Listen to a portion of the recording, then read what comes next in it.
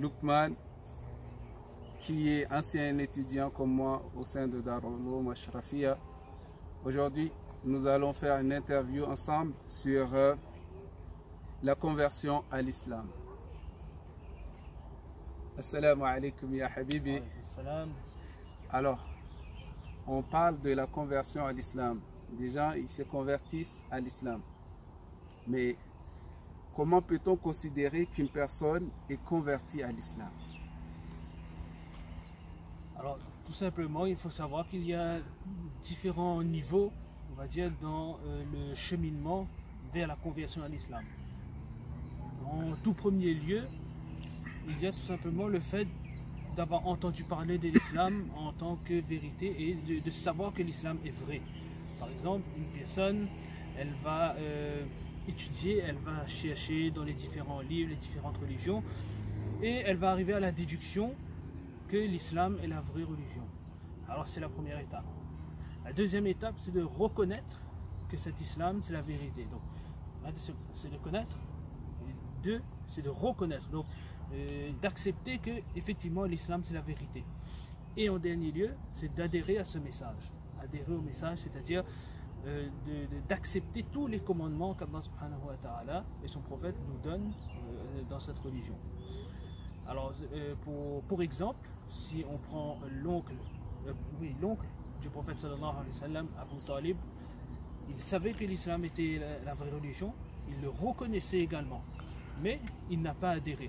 Lorsqu'il est sur le point de mourir, qu'est-ce qu'il dit? Ala millati Abdul Muttalib, c'est-à-dire qu'il reste sur la religion d'Abdul Muttalib.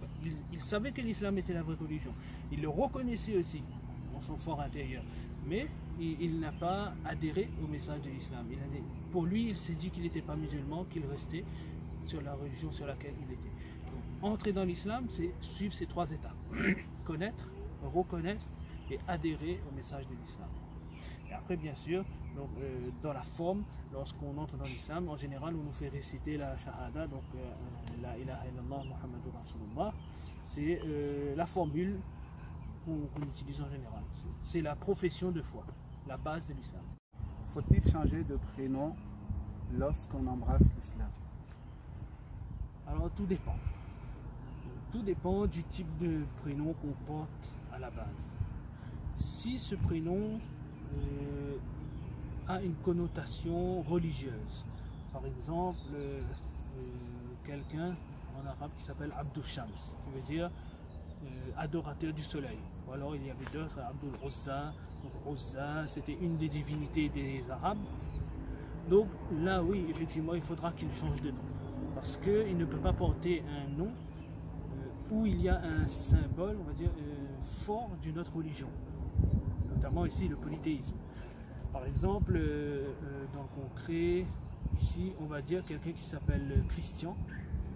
Il faudra qu'il change son prénom parce qu'il y a justement le mot Christ. Et Christ est un morceau, on va dire, c'est une connotation religieuse, ça appartient à la religion chrétienne. Donc un musulman ne peut pas garder le nom de Christian. Maintenant, quelqu'un qui a un nom neutre comme Gabriel ou Michael, on ne va pas le forcer à changer son prénom. Une femme qui s'appelle Rachel. Ou une femme qui s'appelle Rachel. Si le nom est neutre et qu'il n'y a aucune connotation religieuse autre que l'islam, alors ce n'est pas un problème, ce n'est pas une priorité. Et une personne qui s'appelle Théo, par exemple, tout en sachant que Théo, ça veut dire Dieu, comment on va considérer cela? Alors, la question est bien, la remarque est bien, c'est que Théo signifie Dieu. Alors, une personne ne pourra pas s'attribuer les attributs de Dieu. On ne peut pas s'appeler Dieu. Tout comme on ne peut pas appeler son enfant Rahman. Parce que Rahman est une qualité, donc le tout miséricordieux, c'est une qualité réservée à Allah subhanahu wa ta'ala. Un homme ne peut pas se qualifier d'être Rahman. Donc on ne peut pas appeler son enfant Rahman. Donc en général, ce que les gens font, ils mettent Abdur Rahman, c'est-à-dire l'adorateur, le serviteur du Rahman. S'accaparer une qualité qui est propre à Dieu, ce n'est pas possible. Alors Théo, c'est d'autant plus important de s'en abstenir, puisque Théo, comme on l'a bien expliqué, Théo signifie Dieu dans le grec. alors on ne pourra pas s'appeler Dieu, tout simplement. Qu'est-ce que j'allais dire ça là par rapport lorsque une personne qui, par exemple les parents ils se sont trompés, ils ont mis Rahman ou bien une des attributs de Dieu qui est interdit, ou bien il y en a qui met Allah par exemple sans se rendre compte que ça veut dire Dieu, donc ils ne peuvent pas le mettre, appeler leurs enfants Dieu. Ils ne le savaient pas, qu'est-ce qu'ils doivent faire à ce moment-là? À ce moment-là, il faudra changer de prénom, il faudra choisir un prénom plus approprié. Donc, changer carrément l'état civil. Et ça serait mieux, il faudrait le faire parce que s'accaparer une qualité de Dieu comme ça, ça reste grave, la chose reste grave, il faudra le changer. Ok. Quelles sont les choses qu'une personne qui a épousé l'islam doit faire? Alors, il faut savoir qu'en islam, il y a des priorités. Fiqhul awwaliyat, c'est la science des priorités. Lorsque une personne embrasse l'islam, alors souvent on entend des gens avoir peur, ils ont peur, ils se mettent des obstacles, ils se disent que ah ben, si j'embrasse l'islam, il faut que j'arrête de boire l'alcool, il faut que j'arrête de manger du porc, etc., etc. Il y a des gens effectivement, lorsqu'ils embrassent l'islam, alors Allah leur donne cette chance-là de délaisser immédiatement le mal dans lequel ils se trouvent. Donc, ils sont capables, je connais même une personne qui est venue me voir, qui me dit, tu sais, avant je mangeais du porc chez ma maman, depuis que j'ai embrassé l'islam, je ne peux même plus sentir l'odeur du porc. Donc c'est Allah subhanahu wa ta'ala, c'est la grâce d'Allah, il l'accorde à qui il veut. Ça, ce sont des choses particulières. Mais avant tout, il faut savoir que l'islam, lorsqu'il arrive, donc lorsque le prophète sallallahu alayhi wa sallam reçoit la révélation, alors la première chose qu'il fait, c'est qu'il va former les cœurs. Il va former les cœurs, c'est-à-dire lier les cœurs à Allah subhanahu wa ta'ala. C'est pas grave. Je reprends le livre. Il faut savoir que lorsque le prophète sallallahu alayhi wa sallam reçoit sa première révélation, et donc qu'il reçoit l'ordre de faire connaître l'islam aux gens, la première chose qu'il fait, c'est de former les cœurs, c'est-à-dire lier les cœurs à Allah subhanahu wa ta'ala, renforcer cette conviction vis-à-vis de l'au-delà, de l'autre vie, de la résurrection, du fait qu'Allah subhanahu wa ta'ala, il voit chacune de nos actions. Ça, durant les 13 années à Makkah, c'est ce travail qui a été fait. Plus tard, lorsque le prophète sallallahu alayhi wa sallam et les sahaba font la hijra, ils émigrent à Madina, là les ahkam, c'est-à-dire les règles, elles commencent à arriver. Et notamment, l'exemple le plus flagrant, c'est l'exemple de l'alcool. Lorsqu'on regarde dans le Coran, il y a des différents versets. Les choses sont faites progressivement. En premier, donc au début de l'islam, l'alcool n'est pas encore interdit. Puis Allah subhanahu wa ta'ala, lorsque les cœurs sont formés, il révèle ce verset, Ya ayyuhalladhina amanu la taqrabu as-salata wa antum sukara. Ô vous qui avez cru, ne vous approchez pas de la salat en étant sous. Alors j'ai dit ça à certains élèves, ils étaient étonnés, ils ont dit mais comment on peut être sous? De toute façon l'alcool est interdit en islam. C'est justement par le fait que l'alcool n'était pas encore interdit au début de l'islam. Il a été interdit après. Donc les choses se sont faites progressivement. Donc Allah il donne l'ordre aux musulmans de s'éloigner de la salat lorsqu'il a bu de l'alcool. Donc c'est progressif, ça veut dire que maintenant, gardez quand même, on va dire, une certaine distance vis-à-vis de cet alcool. Lorsque c'est le moment d'adorer Allah, éloignez-vous de l'alcool, n'en buvez pas. Plus tard, beaucoup plus tard, lorsque les gens ils ont pris l'habitude de s'éloigner de l'alcool au moment de la salat, Allah subhanahu wa ta'ala il révèle le verset Ya ayyuhalladhina amanu innamal khamru wal maysiru wal ansabu wal azlamu rijsun min amali shaytani fajtanibuhu la'allakum tuflihun. Donc en résumé, c'est que le vin, le vin, le jeu de hasard, les pierres dressées, les flèches divinatoires, tout ça ce sont des rijs, c'est-à-dire des saletés, des impuretés de la part de Shaitan. Alors protégez-vous-en afin d'avoir la réussite. Donc à ce moment-là, l'alcool est totalement interdit. Et dans les hadiths du prophète sallallahu alayhi wa sallam, on dit que lorsque l'interdiction de l'alcool arrive à ce moment-là, alors les rues de Médine, elles coulaient, l'alcool coulait à flot dans les rues de Médine. Donc les choses se font progressivement. Et on sait que dans certains pays, certains endroits, on a essayé d'interdire l'alcool de manière, on va dire, de manière formelle, voilà, c'est-à-dire d'un coup, sans progressivité, on a essayé d'interdire l'alcool, les choses n'ont pas marché. Regardez, l'islam met des priorités. Il ne faut pas oublier ses priorités. Maintenant, une personne qui embrasse l'islam, il ne faut pas qu'elle se mette dans l'esprit ce genre d'obstacle. Que si j'embrasse l'islam, il faudra faire ceci, il faudra faire cela. Non, on va apprendre les choses progressivement. Voilà, progressivement. Et donc, la première chose qu'il faudrait apprendre, ben déjà, ce serait d'apprendre l'arabe, d'apprendre à lire l'arabe du moins. Comprendre, ça c'est une autre étape. Apprendre à lire l'arabe afin de pouvoir déchiffrer les mots du Coran, le message qu'Allah subhanahu wa ta'ala nous a destiné. Pour pouvoir lire ce Coran, il faudra absolument apprendre à lire l'arabe. Pour ensuite apprendre quelques sourates par cœur pour pouvoir les lire dans la salat, ou alors apprendre les doua, etc. En premier, il faudra donc cela, parce que je pense que la question va venir. Quelles sont les premières choses donc, que la personne elle doit connaître lorsqu'elle embrasse l'islam? C'est ce qu'on vient de dire, c'est-à-dire au début, déjà apprendre l'arabe, ça c'est primordial. Sans ça, ça va être difficile. Ça va être difficile. On pourra progresser un petit peu, mais notre salat, il y aura des manquements dans notre salat. Et les formules, la prononciation, etc. On va passer à côté d'une grande part de l'islam. Apprendre l'arabe déjà, c'est une bonne chose. Après les choses... Oui. Et si on apprend à lire par phonétique, Alors, c'est une bonne question. La phonétique, ça peut être une bonne solution pour ceux qui n'ont pas d'autre alternative. Voilà, pour commencer.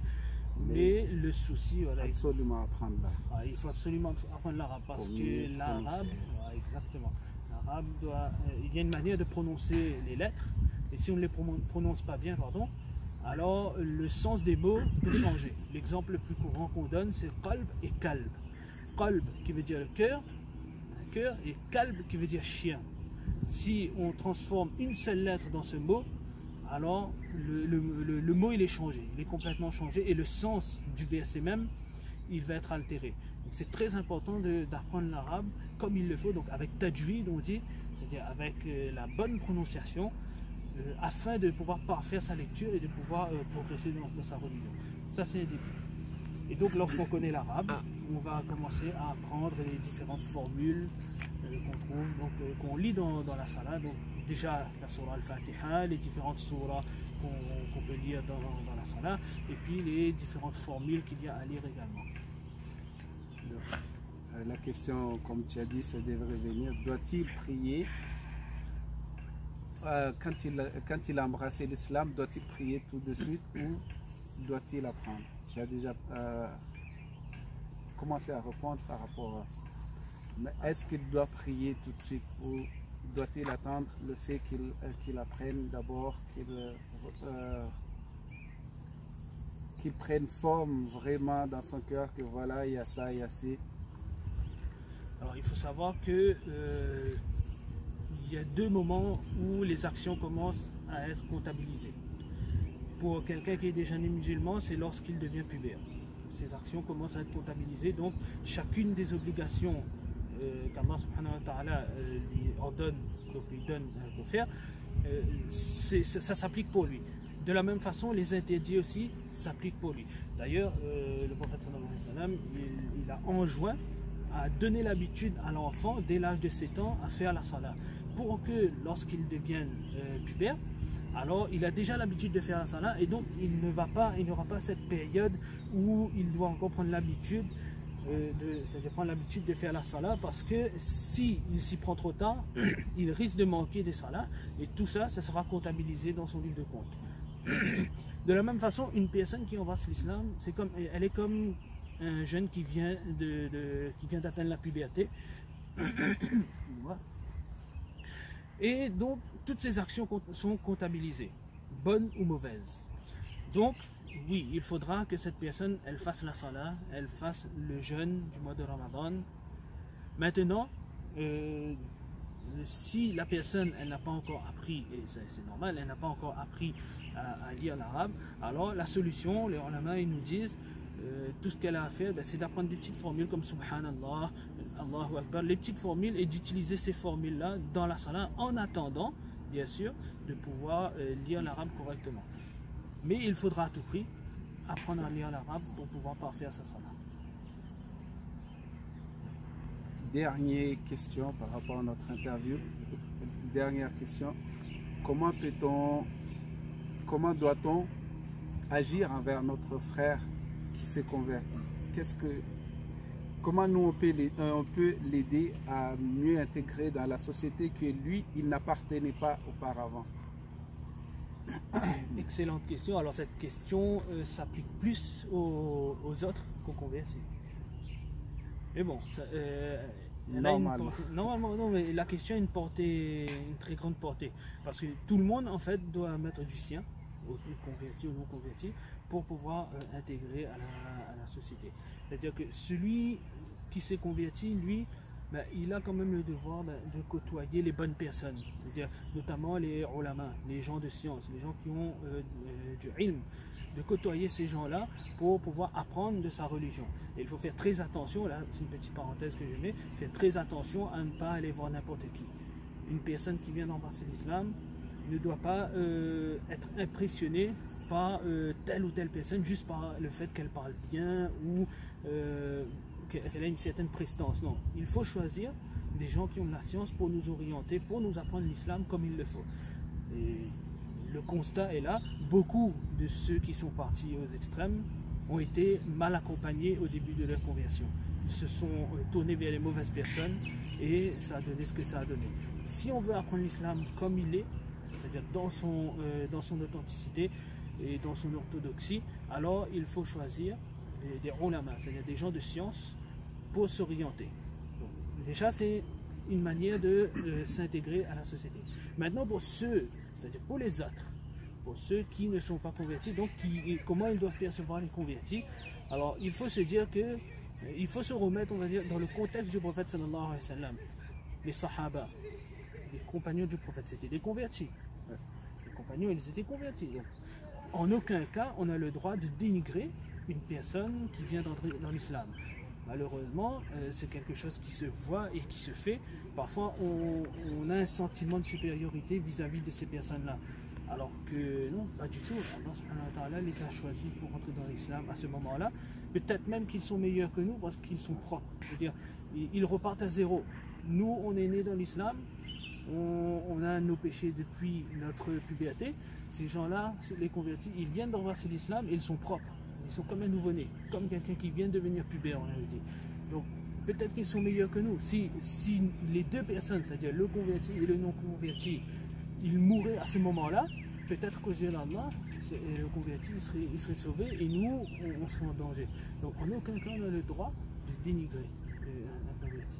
Maintenant, on va dire qu'est-ce qui fait le tronc commun, c'est-à-dire qu'est-ce qui doit nous rassembler. Vous savez, dans le Coran, Allah subhanahu wa ta'ala nous dit innamal mu'minuna ikhwa. Les musulmans, les croyants sont frères. Donc ils sont frères déjà par rapport à leur din, à leur religion. Donc du fait que je suis musulman et que tu es musulman, on a quelque chose en commun. Et c'est ça qui fait que nous sommes frères. Donc Allah subhanahu wa ta'ala dit que chaque musulman est le frère de l'autre musulman. D'accord? Et maintenant, il nous donne, on va dire, une certaine éthique à travers les versets du Coran, à travers la Sunna. Allah subhanahu wa ta'ala donne aux croyants une certaine éthique, un certain mode de vie, une Sunna, comme on a l'habitude de dire, une façon de faire. Donc Allah subhanahu wa ta'ala, lorsqu'il nous donne cette façon de faire, ça nous fait une deuxième chose en commun. Ça veut dire que partout dans le monde où je vais aller, je vais pouvoir donner un verset du Coran et les gens qui adhèrent à l'islam et qui sont censés adhérer au verset aussi, alors ils ont quelque chose en commun.